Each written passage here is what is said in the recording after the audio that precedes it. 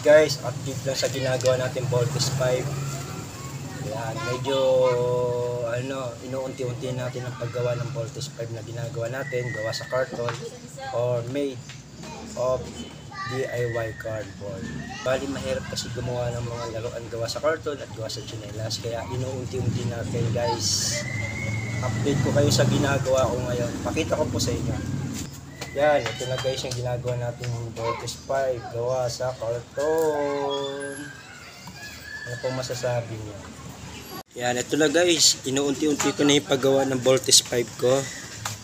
Medyo mabusisi kasi, medyo mahirap, kaya inuunti-unti natin ang paggawa. Yan, ito na yun, no? Maganda to guys, pag nagawa ko, kagandahan ko pa lalo to eh. Yan, no? Yung Voltes 5 na ginagawa natin. Yan, ginagawa natin to sa gabi, bago matulog, tapos bago pumasok, ginagawa natin. Inuunti-unti natin ang paggawa niyan guys. Kaya follow nyo ako guys sa akin channel ha. Salamat po sa inyo sa walang sawang pag-support sa akin.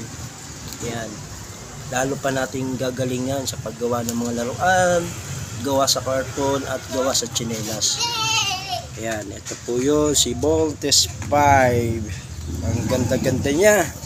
Lalo na pag